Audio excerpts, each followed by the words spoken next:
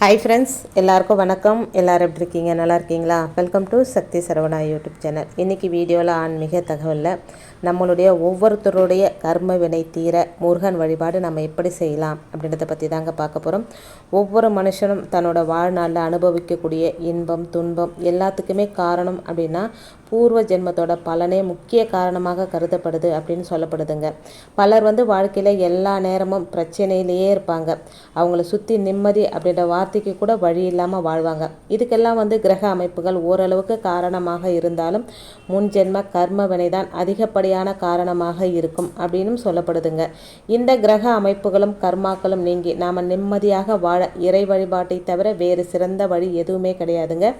அந்த வகையில் இந்த பிரச்சனைகள் தீர முருகப்பெருமானை எப்படி நம்ம வழிபடலாம் அப்படின்னு இந்த வீடியோவில் பார்க்கலாம் வாங்க. இப்போ தான் ஃபஸ்ட் டைம் என்னோடய வீடியோஸ்லாம் நீங்கள் பார்க்குறீங்க அப்படின்னா ப்ளீஸ் சேனலுக்கு சப்ஸ்கிரைப் பண்ணி சப்போர்ட் பண்ணுங்கள். உங்களுடைய ஒவ்வொரு சப்போர்ட்டும் எனக்கு நல்ல ஒரு பூஸ்ட் மாதிரி மோட்டிவேட்டாக இருக்குங்க. அதனால் வீடியோ பார்க்குறவங்க ஸ்கிப் பண்ணாமல் ஃபுல்லாக பார்த்து உங்களுடைய சப்ஸ்கிரைப் அண்டு லைக் அண்ட் கமெண்ட்டை கொடுத்துருங்க. வீடியோ பிடிக்கல அப்படின்னா டிஸ்லைக் கூட பண்ணுங்கள், பிரச்சனை இல்லை. கர்ம வினை தீர முருகப்பெருமான் வழிபாடு. இன்றளவும் நாம் பலரை சந்திக்கும் போது மனசில் தோன்ற ஒரே எண்ணம்னா இவங்க மட்டும் நல்லா இருக்காங்களே, நமக்கு மட்டும் ஏன் இவ்வளோ பிரச்சனைக்கு மேலே பிரச்சனையாக வருது அப்படின்னு தாங்க. இத்தனைக்கும் அவங்க கோயிலுக்கு கூட போக மாட்டாங்க, எந்த நல்ல காரியங்களும் செய்ய மாட்டாங்க. அப்படி இருந்தால் அவங்க நல்லா சுகபோகமாக வாழ்வாங்க. இதுக்கு காரணம் அவங்களுடைய முன்ஜென்ம புண்ணிய பலனே அப்படின்னு சொல்லப்படுதுங்க. அதே தாங்க, ஒரு மனுஷன் நல்ல எண்ணத்தோட இறைபக்தியோடு வாழும்போது பலவிதமான அவமானங்களையும் துன்பங்களையும் பட்டுக்கிட்டே இருப்பாங்க. இன்னும் சிலரோ பிடிக்காத ஒரு வாழ்க்கையை வாழ்ந்துட்டு இருப்பாங்க.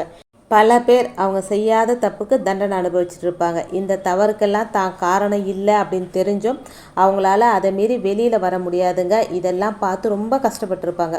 இதுக்கெல்லாம் காரணம் கர்ம வினைகள் ஒரு புறமாக இருந்தாலும் மற்றொரு புறம் கேது பகவானோட அனுகிரகம் கிடைக்காததும் ஒரு காரணமாக சொல்லப்படுதுங்க. ஒரு மனுஷன் தீர்க்க முடியாத கடன் பிரச்சனையால் துன்பப்படுவது இந்த 2 காரணங்களால தான் அப்படின்னு சொல்லப்படுதுங்க. ஆக ஒருவன் தன் வாழ்நாளில் அனுபவிக்கும் இன்ப துன்பங்களுக்கு கிரகங்களினால் வரக்கூடிய இந்த காரணமாக இருந்தாலும் சரி, கர்மாவினால் ஏற்படக்கூடிய துன்பமாக இருந்தாலும் சரி, ரெண்டையுமே போக்கக்கூடிய கண்கண்ட தெய்வமாக விளங்குபவர் யாருன்னா அந்த கந்த கடவுள் தாங்க.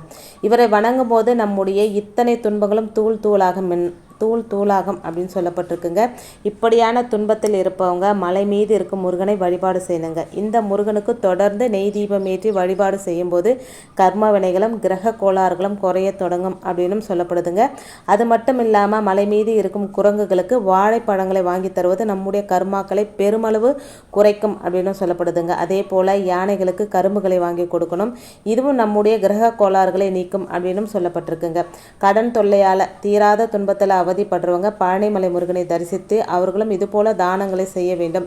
இந்த வழிபாட்டை ஒரு முறை 2 முறை செய்துவிட்டு நம்முடைய பிரச்சனைகள் தீர்ந்துவிடும் அப்படின்னு நினச்சா அது சரியாகாது. இதை நம்ம தொடர்ந்து செய்துக்கிட்டே இருக்கணுங்க. கடன் மற்றும் கர்மா தீர்ந்து உங்களுடைய வாழ்க்கையில் நல்ல மாற்றங்கள் உருவாகிற வரைக்கும் இந்த வழிபாட்டையும் தானத்தையும் செஞ்சுட்டே வாங்க. நாம் வாழும்போது வாழ்க்கையில் முடிஞ்ச வரையில் நல்லது மட்டுமே செய்யணுங்க. அப்படி செய்ய முடியல அப்படின்னாலும் பரவாயில்லைங்க. கெட்டது செய்யாமல் வாழ்ந்தாலே இந்த பிறவியில் மட்டும் இல்லைங்க, எந்த பிறவிலும் எந்த துன்பமும் இல்லாமல் நிம்மதியாக வாழலாம் அப்படின்னு சொல்லப்பட்டிருக்குங்க.